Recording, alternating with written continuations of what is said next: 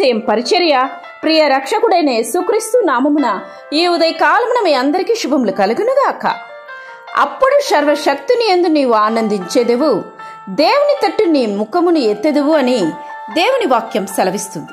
నా ప్రియ సహోదరి సహోదరులారా, దేవుని యందు నీవు ఆనందించాలి అంటే ఆ సర్వశక్తుని వైపు అంటే ఆ దేవుని వైపు తిరగాలి. నీ గూడారముల నుండి దుర్మార్గతను దూరముగా తొలగించుకోవాలి. ధనాపేక్ష విడిచిపెట్టాలి. లోకములో పాపములో సంపూర్ణమైన సంతోషం ఎన్నడూ కూడా లేదు. నీవు నిజముగా మారు మనసు పొంది దేవుని ఎద్దుకు రమ్ము. ఆయన నీ పాపములన్నింటినీ క్షమించును, నూతనమైన ఆశీర్వాదాలతో నిన్ను నింపును. నీ ప్రతి పాపపు కట్లను తెంచాలని, విడుదలను ప్రసాదించాలని, నిన్ను పరిశుద్ధపరచాలని దేవుడు ఆశిస్తున్నాడు. ఈ రోజు నీ జీవితాన్ని ఆ యేసయ్యకు అప్పగించి చూడు. ఒక నూతన వ్యక్తిగా మార్చబడుతావు. కాగా ఎవడైనా క్రీస్తునందున్న ఎడల వాడు నూతన సృష్టి, పాతవి గతించెను, ఇదిగో క్రొత్తవాయను అని దేవుని వాక్యం సెలవిస్తుంది. దుష్ట సాంగత్యము వద్దు. దుష్ట సాంగత్యము మంచి నడవడికను చెరుపును. నీవు మంచివాడవే, రక్షింపబడిన వాడవే, కానీ నీ రక్షణను అనుక్షణము నీవు కాపాడుకోవాలి.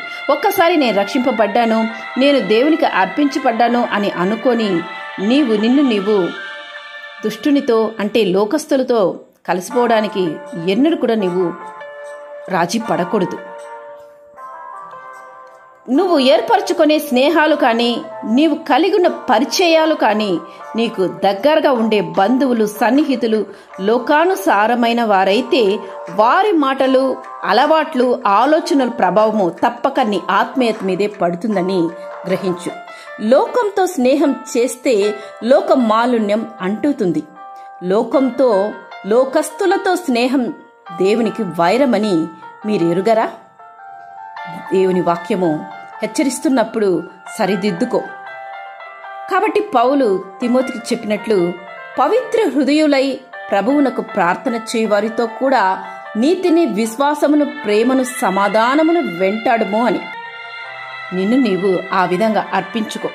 అప్పుడే ఆ సర్వశక్తిని యందు నీవు సంపూర్ణంగా ఆనందించేదు. ఆ సంపూర్ణ ఆనందము, సంతోషం నీలో నిలిచి ఉండాలని నిన్ను నీవు కాపాడుకోవాలి, పరిశుద్ధపరచుకోవాలి. అప్పుడే దేవుని యొక్క నిజ ప్రేమ, సంతోషం నీలో నిలకడగా ఉంటుంది. ఆమేన్. యేసు రక్తమే జయం పరిచర్యలో మీ సహోదరి. God bless you.